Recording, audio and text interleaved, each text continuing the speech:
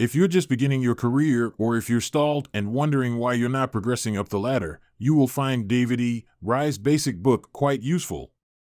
His credo: use self-promotion to attain professional promotion. Don't be misled by the gimmicky title. This is not a list of 1001 ways to land that promotion. Instead, Rye builds his book around 7 strategies that let everyone know you are management material. At pivotal points in each chapter, Rye recommends books that will take you further into the particular subject that chapter covers. This is a great idea, and more business books should refer onward this way. So, if you're just starting out or if you need a boost up the corporate ranks, this book will tell you how to climb, or at least tell you where to go to find out what you need to know.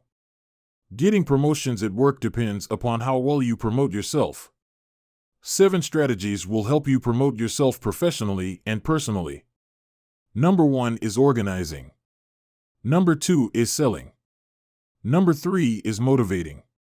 Number 4 is communicating. Number 5 is networking. Number 6 is teaming. Number 7 is managing. With each step you expand your sphere of influence outward. Promoting yourself, your success depends on how well you promote yourself. Nobody can do it for you. These 7 strategies incorporate critical promotional actions that will take you to the top, organizing everything you do for success. Selling your ideas to get ahead. Motivating everyone, including yourself. Communicating with power and influence. Networking to develop strategic contacts. Teaming up with winners to promote your ideas. Managing your way through any roadblocks. If you look at top performers in any field, including business, they aren't good at everything they do. They're usually great at a few things, which gets them to the top of the corporate ladder. By promoting yourself, you become someone whom the boss wants to promote to a higher, better-paying position. Promoting yourself involves strategies that you can learn to employ. Each of the 7 strategies stands on its own, but they all interact to form a cohesive, interactive master plan. Beginning with the first, each one must be mastered before progressing to the next. With each step you will expand your sphere of influence and your future possibilities. Step 1, organizing first, you must decide where you want to go.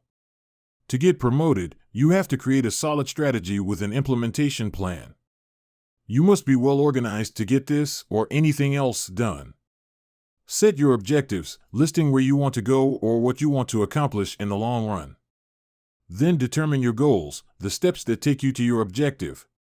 This is the foundation of organizing yourself and your plans. Show me a person who says they've never failed, and it will be someone who has never taken a risk. Part of this basic organizational approach includes living the old adages: be the best you can be, develop your potential, develop self-esteem, be an optimist, think positively, keep your priorities straight, don't lose your peripheral vision, hold on to your integrity, rely on your intuition, create a vision, protect your reputation, learn to love mistakes, think big, never give up, get passionate, take risks, not chances, fight to win, and love what you're doing. All of these are tried and true, and without their wisdom, you won't get where you want to go. Step 2, selling. Successful people are excellent at selling themselves and their ideas. According to Fortune magazine, more than 50% of U.S. presidents graduated in the lower half of their class. If terrific academic performance doesn't measure future success, what does?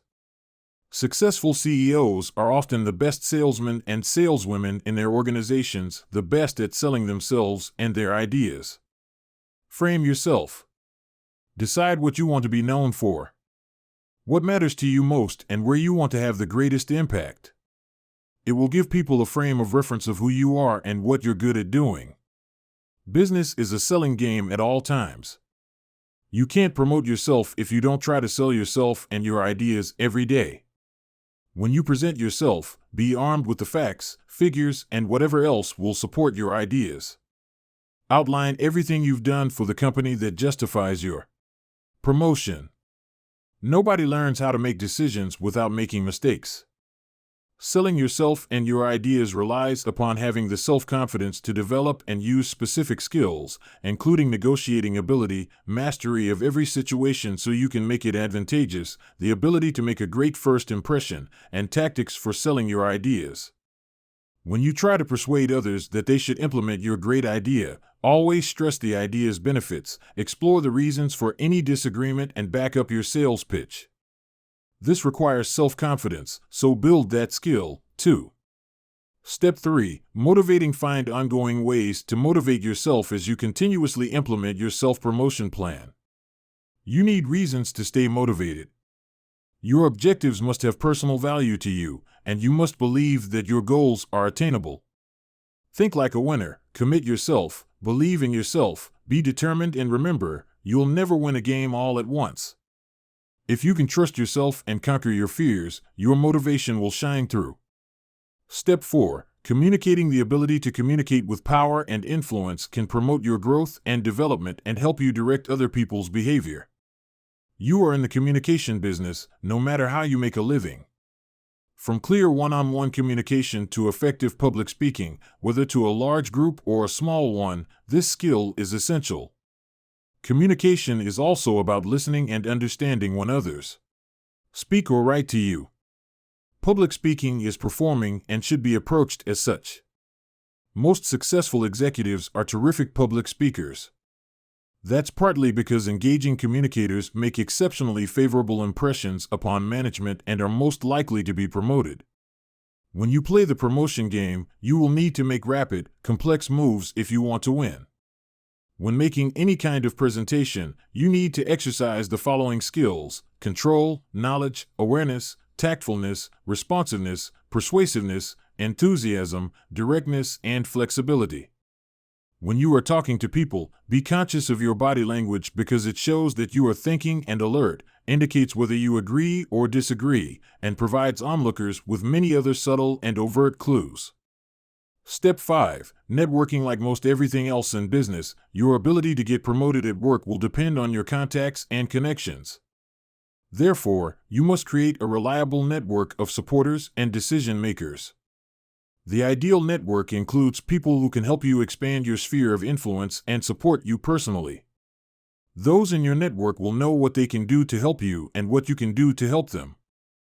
Don't aim low when you begin creating your network. Include influential people from the start.